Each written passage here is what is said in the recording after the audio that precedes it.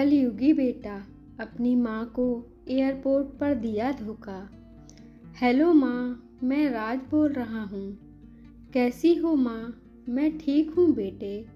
ये बताओ तुम और बहू दोनों कैसे हो? हम दोनों ठीक हैं माँ, आपकी बहुत याद आती है। अच्छा सुनो माँ, मैं अगले महीने इंडिया आ रहा हूँ तुम्हें लेने। क्या? हाँ माँ, अब हम साथ ही रहेंगे। नीता कह रही थी माँ जी को अमेरिका ले आओ, वहाँ अकेली बहुत परेशान हो रही होंगी। हेलो, सुन रही हो माँ? हाँ हाँ बेटे। बूढ़ी आंखों से खुशी की अश्रुधारा बह निकली। बेटे और बहू का प्यार नस नस में दौड़ने लगा।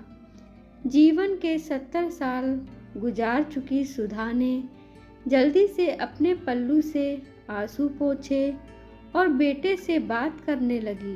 पूरे 2 साल बाद बेटा घर आ रहा था। बूढ़ी सुधा ने मोहल्ले भर में दौड़ दौड़ कर ये खबर सबको सुना दी। सभी खुश थे कि चलो बुढ़ापा चैन से बेटे और बहू के साथ गुजर जाएगा। राज अकेला आया।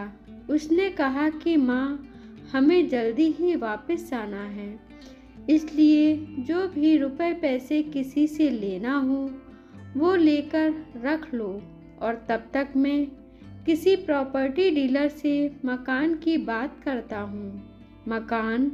माँ ने पूछा।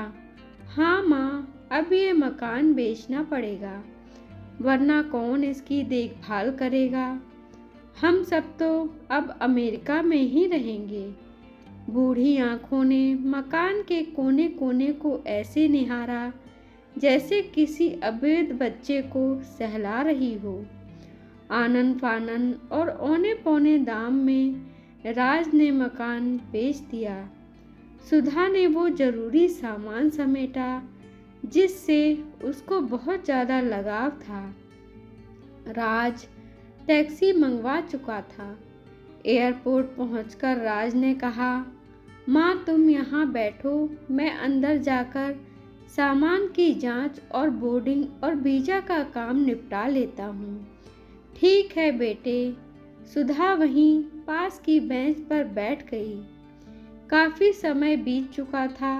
बाहर बैठी सुधा बार बार उस दरवाजे की तरफ देख रही थी जिसमें राज गया था, लेकिन अभी तक बाहर नहीं आया।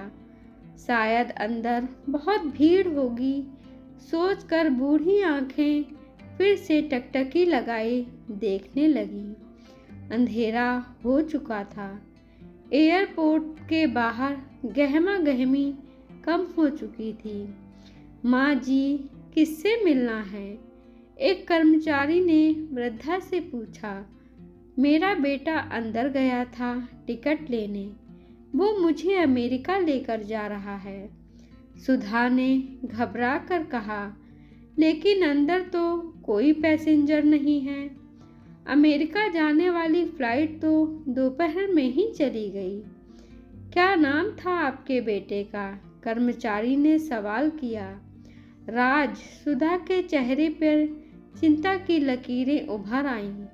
कर्मचारी अंदर गया और कुछ देर बाहर आकर बोला, माँ जी, आपका बेटा राज तो अमेरिका जाने वाली फ्लाइट से कब का जा चुका है। क्या? वृद्धा की आंखों से आंसुओं का सैलाब फूट पड़ा। बूढ़ी माँ का रोम रोम कांप उठा।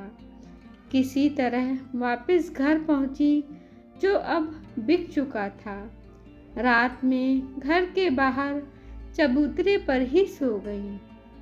सुबह हुई तो दयालु मकान मालिक ने एक कमरा रहने को दे दिया।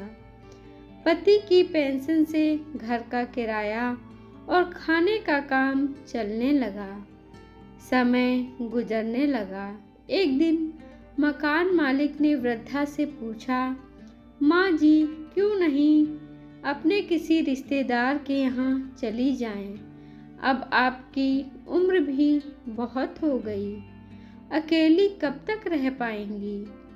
हाँ, चली तो जाऊं, लेकिन कल को मेरा बेटा आया तो यहाँ फिर कौन उसका ख्याल रखेगा। माँ का वहीं देहांत हो जाता है, लेकिन वो मतलबी बेटा कभी वापस नहीं आया। दोस्तों, आप कभी अपने माता पिता के साथ ऐसा ना करें। धन्यवाद दोस्तों।